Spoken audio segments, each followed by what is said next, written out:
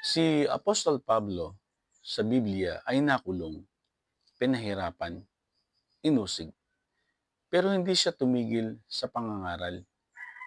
Bakit? Dahil mas mahalaga sa kanya ang approval ng Diyos kaysa approval ng tao. Kapag alam mo ang halaga ng gospel, mas magiging mahalaga ang sinasabi ng Diyos kaysa sinasabi ng mundo.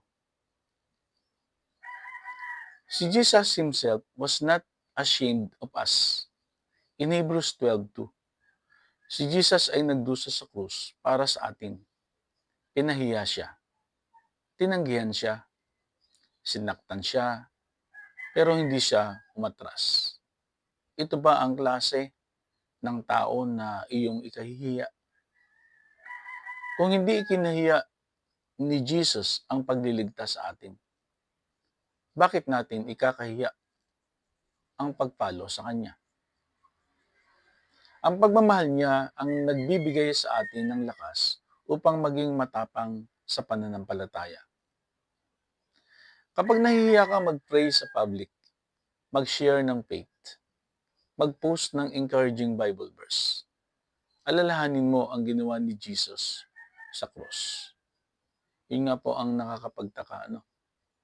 Tayo ay hindi nahihiya sa maraming bagay, pero kapag sa Diyos na, nahihiya tayo. Paano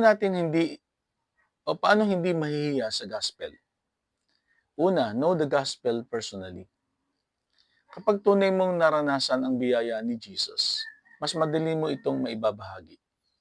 Hindi mo maipapasa ang bagay na hindi mo pa nararanasan. Dapat nasa puso natin ang Diyos. Kasi kapag wala siya sa puso natin, talagang hindi natin siya maibabahagi sa iba. O mahihiya tayong ishare siya sa iba.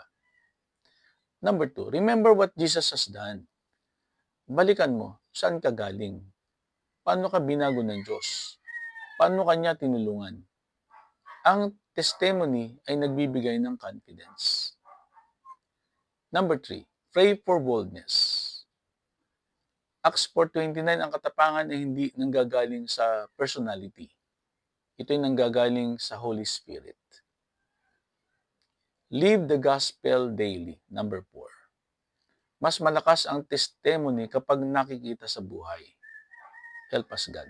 Hindi sapat ang salita lang. Kailangan makita sa attitude, integrity, kindness, forgiveness, love. Okay. Yung mga bagay na yan ang ating tandaan para tayo ay hindi mahiyang ibahagi ang salita ng Diyos. Hanggang dito na lamang po muna. Please do like and share for God's glory.